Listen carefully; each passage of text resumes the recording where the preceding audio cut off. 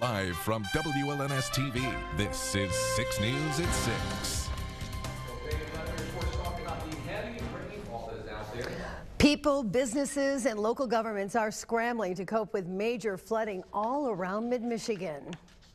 Some areas are experiencing the worst flooding they've seen in decades due to rainfall and the melting snow. 6 News has been following the flooding all day long. We have our team of anchors and reporters ready to bring you the latest updates from across the region. We'll hear from them in just a moment. But first, let's get an update from the situation from our chief meteorologist, David Young. David, what's the latest? Fortunately, the rainfall has come to an end, but not before the damage has been done, certainly. And the rainfall totals have been extremely impressive. Take a look at a few of the numbers coming in. Bellevue, 4.54 inches, over 3 inches in Grand Ledge, 2 inches over that in St. John's. Lansing and Jackson both reporting over 3 inches of rainfall. There's the rain now to the south and east. Great news there, but nonetheless, a flood warning continues until midday Thursday, including Lansing, Jackson, St. John's, and points west and northwestward. Here's a look. This is going to be a record-setting event for the Grand River in Lansing. The record crest is 15.43, set back in 1975. So we haven't been this high in over 30 years, and we'll get close to 15 feet over the next day or so before it recedes into the weekend. We will have much more on the flooding, the river levels, as well as the complete 6-day forecast coming up in just a few minutes. All right, thanks for that, David. Well, we begin our team coverage out in the field tonight with Jorma Duran. He joins us live in Lansing tonight with an update. Jorma. Yeah, today was a busy day for many city volunteers because they were handing out a flood evacuation checklist. And as it says it right here, serious flooding is possible in your neighborhood. 6 total neighborhoods, as I just mentioned. Up to 500 homes may be flooded. And that's why the Emergency Management Office says they hope people get out of here. I'm going to start with this one. City volunteer Colby Winter is going door to door. Just wanted to let you know that there is a flood warning and that might possibly impact your house. Making sure people in the Baker-Denora neighborhood know what's coming. You get down in the lower areas of Urbandale down here, and that's where we could see the 5-6 feet of water. Lansing Emergency Management Chief Mike Tobin says it's one of 6 areas of South Lansing that'll likely flood. The water will continue to rise in those neighborhoods till at the very least late Friday night. Recent rain and melting snow has the Grand and Red Cedar rivers rising, so much so Tobin believes some spots will be submerged. We have some areas of Urbandale that a couple of our models we could see potentially 5.5 to 6 feet of water in the low-lying areas of Urbandale. But despite the threat and the flood evacuation checklist and recommendation, longtime South Lansing residents like Shirley Elliott says she's not going anywhere. I'm safe, and like I said, I don't really worry. I watch. Now, those who do decide to evacuate but can't stay with friends or family or can't afford a hotel, there will be a shelter opening up by the local Red Cross, and that'll open up tomorrow at noon at the Letts Community Center. Let's continue our team coverage with Alicia Bergio. She joined us now live along Lansing's riverfront. Alicia, what are you seeing there? Jorma, it seems as though the water is continuing to rise as we speak, and for a local business owner in Lansing's Old Town, this water has created quite a disaster in his basement. As you can see, it's going up about 2 inches an hour. Early this morning, this is what Lauren Cisa, owner of Cisa Designs, came down to find in his basement, and the water hasn't stopped seeping in since. The water's being held back right now by a door. We're expecting 2 to 3 more feet of water yet today. Cisa says in the past 10 years, his business has experienced 3 or 4 minor floods, but this is by far the worst he's seen. The water will be up to here before this is over with. Cisa says when the flooding started, everything was stripped out of the basement. So far, we have taken the precautions of moving our servers out of the building, so if we end up losing heat and power and sewage, this way we can work off-site. But for now, Cisa says it's all a waiting game. We're about ready to lose our heat. And we have one heater, one furnace upstairs, but it can't supply the heat for everything, so we'll probably slowly shutting down today.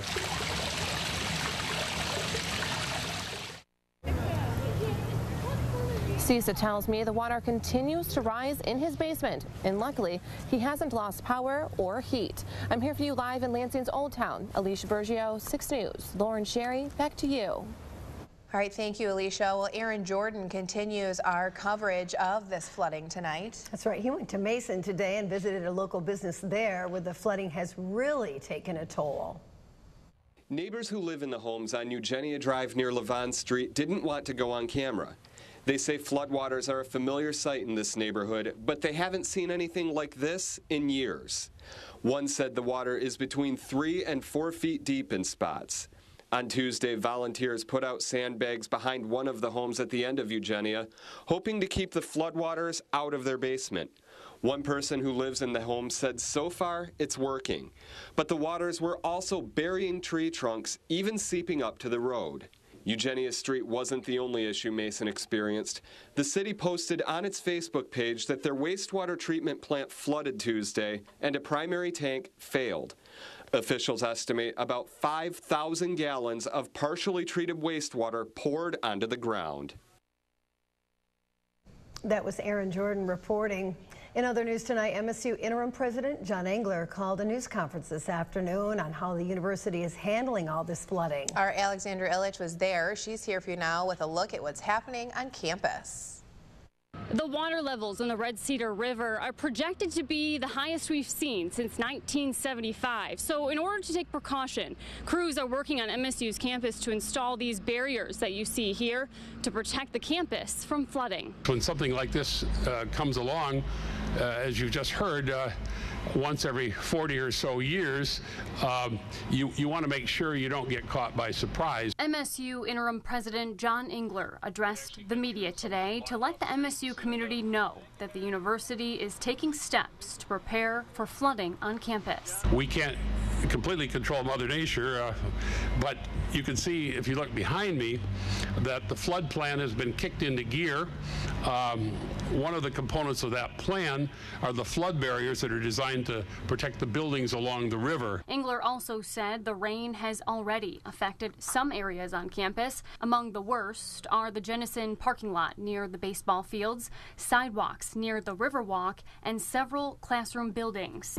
We've already announced to many in the community who've been affected through the registrar's office that we're relocating some classes and some events that were planned. Because of the widespread rain we've seen, roads and parking lots are already closed here on MSU's campus, and they will be until the first week of March. For information including detours and where those roads are, head to our website, WLNS.com, and click Scene on 6. Here for you on MSU's campus, Alexandra Illich, 6 News. The city of Lansing is teaming up with the American Red Cross to help residents who are affected by flooding. They're encouraging people to know what services are available and then to take advantage of them. People who live near rivers or lakes should pay close attention to the water level, even if they don't think they're at risk of flooding. Now, the city's website and social media updates include things like flood warnings and road closures, and you can find all of that at WLNS.com. If you need help in other areas like housing, please call 211. And stay with 6 News. We will continue to cover all things flood related as the waters continue to rise, including things that are being done to keep you safe. This is Weather First from Storm Tracker 6, brought to you by Auto Owners Insurance, the no problem people. This really was the perfect recipe for some significant flooding, historic flooding across the area. It hasn't been this bad in the Grand River anyways in over 40 years, that bad, that much rainfall. And temperatures even cooling off into the mid and the upper 30s, still above the freezing mark, so we're still not going to freeze that moisture, what's left on the ground. Let's take a look at that recipe, speaking of that. So we had 15.3 inches of snowfall since February the 3rd. 11 inches was on the ground, which is about an inch of water that we saw melting. And as that happened, the temperatures, they began to warm up. 50s on Monday. And then as we moved into Tuesday, it got even warmer, lower 60s. So that snow was melting. And at the same time, that rain was beginning to move in. With that frozen ground, though, that was still the problem. It didn't get to soak into the ground, so it began to run into our area streets and our rivers and our creeks, and of course on our roadways. It was building up, had nowhere really to go, and that's why we've been seeing the problems on the roads. And we saw, as you saw at the top of the show, 2 to 4 inches of rainfall. Here is the result. All these color-coded dots represent river levels, and the ones that are purple, major flooding. The oranges and the reds, significant flooding taking place as well. Across our local viewing area, mid-Michigan, we've got plenty of those darker shadings showing up, the oranges and the reds as well. Other rivers besides the Grand River in Lansing, not quite as high. In fact, the Looking Glass, a little bit better, getting into that moderate stage, but it should begin to come down over the next 24 to 48 hours. And the Grand River in Jackson, not quite as high as it's going to be in Lansing, but nonetheless, there will be some flooding in certain areas. Not a record-setting crest either, but it will be very high, and there will be some flooding across Jackson County as well. Couple pictures I want to share with you this afternoon. Take a look at this. This is coming in from Judy. If there's one thing I want you to get from my weathercast tonight, it's these two pictures. This is a school bus just crossed some flooded roadways. You never know what's under that roadway, though, because here's another shot from Judy. Check it out. The road washed away, so you can't see that when the water is covering the roadway. So you want to, if you see water across the roadway, just turn around, because you never know when that's going to be underneath that water and cause you some major problems. Satellite and radar shows the rain. It's moved out of the area for now, so no issues out there. So we look at precision cast for tonight through tomorrow morning. Moisture's getting a little closer, but I think this first round will miss us to the south, so no issues there. Moving to Thursday afternoon, Thursday evening, we are watching to the west, no, because another system is on the way. The good news is this is a much lighter precipitation event. Scattered rain showers, maybe a little wintry mix there at the onset Friday morning, and it quickly moves out Friday afternoon, so not nearly the system that we just experienced. Temperatures behind our cold front today in the mid-30s after 60s yesterday. Huge temperature difference. So we check out the views this afternoon on the Capitol Cam. It's in the mid-30s, 4/10 of an inch of rainfall, and there's the view right now on the Jackson Cam. We've got some clouds around, 4/10 of an inch of rain since midnight, and the current temperature 36 degrees. Tonight, mostly cloudy, or overnight low dropping down to 24 degrees. For tomorrow, we'll climb out of the 20s into the 30s to near 40 by 4 o'clock, so nice temperature turnaround. On the 6-day forecast, 43 degrees the high on Friday with some rain showers over the weekend. Temps in the 40s, mainly rain showers there too in the 6+ 6 day. The only snow chance I've got is on Thursday, upper 30s. So it's not a lock we'll see some snow, but that's the best chance out of the next 12 days. Traffic tracker this afternoon, starting with the broad view. All those little dots are red symbols popping up. Those road closures because of the flooding. We'll zoom in and across the Lansing area, kind of highlight just a few of those, but there you see, and there's lots besides that aren't plotting on there. So as I said earlier in the show, if you approach a roadway, it's covered by water, turn around and find an alternate route. Be safe. Good advice. You don't know what's under that puddle, even if it looks like one. All right, thanks, David. Coming up next on 6 News, the lieutenant who's suing the Jackson County Sheriff gives his first on-camera interview to 6 News since the scandal broke.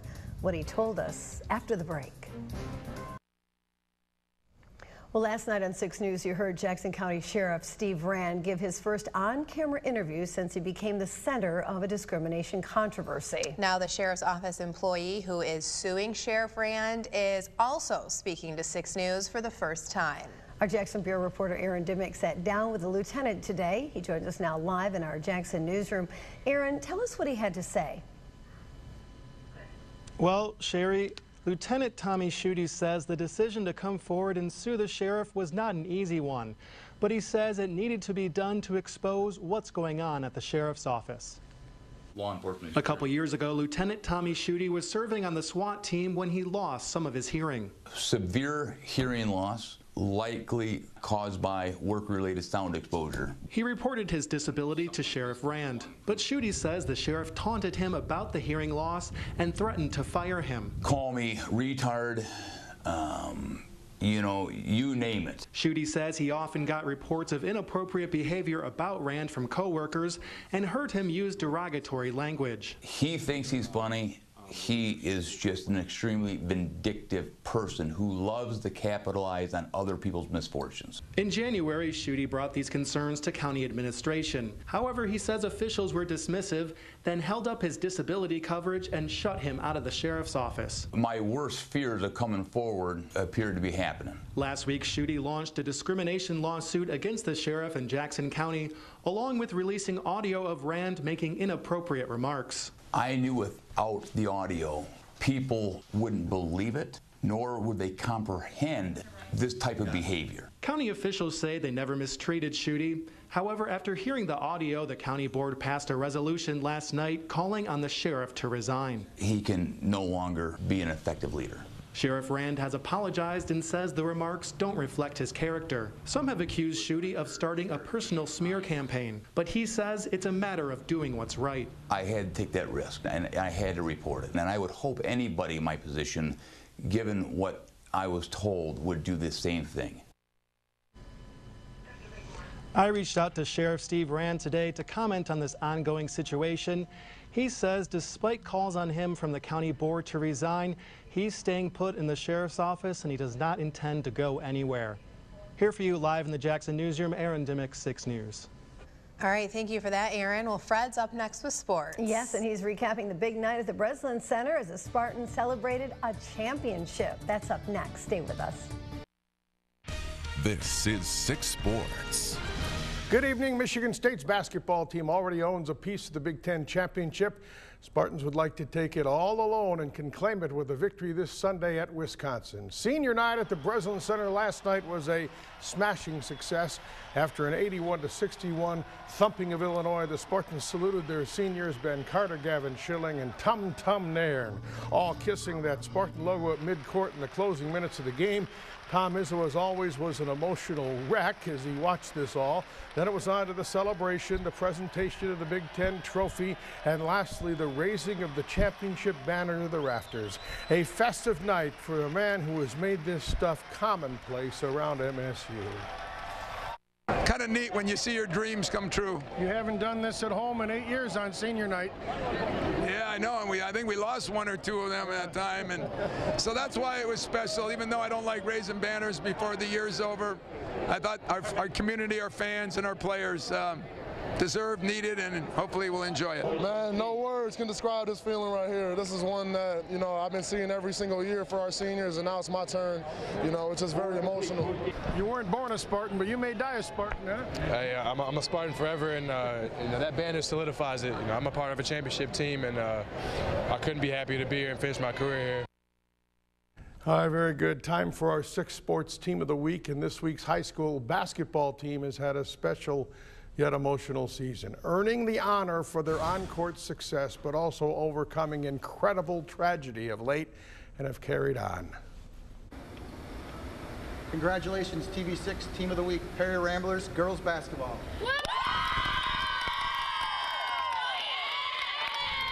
Yeah, the Ramblers clinched the GLAC title, or at least a share of it, last night, as a matter of fact, for the 3rd time in the last 4 years, and have won 11 of their last 12 games, but have done so while dealing with unspeakable tragedy. Earlier this month, guards Miranda and Casey Crawford were involved in a traffic accident that left Miranda severely injured and took Casey's life at age 16.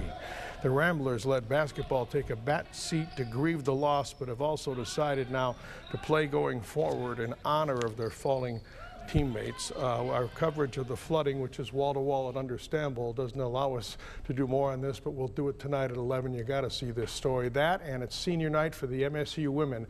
We'll have all of that at 11 on another busy 11 o'clock show. How about that? Look forward to it. Thanks, Fred. Keep it here. David is back after the break, and he's got a final check of your forecast. I know you've said it, but I think it bears repeating that 40 years it's been since we've seen this type of flooding. This is a pretty big deal. This is historic flooding. And of course, if there are any additional flood warnings, things like that issued, your free Storm Tracker 6 weather app is the place to get that. Interactive radar, lightning watches and warnings, hourly forecast, you name it, it is on there. And best of all, of course, it is free of charge. Even better news, I don't have heavy rain in the forecast. I would love to take the rain out on Friday, but some rain showers out there, temps 40s over the weekend, and then 30s as we head into early next week. And I mean, we're still in February, heading towards March, but the only snow chance I got is next Thursday, and we're in the upper 30s, so at this point that doesn't look too big either. Yeah, still, even with the sun, it's going to be soggy out there for a while, because you know, it's not too powerful yet.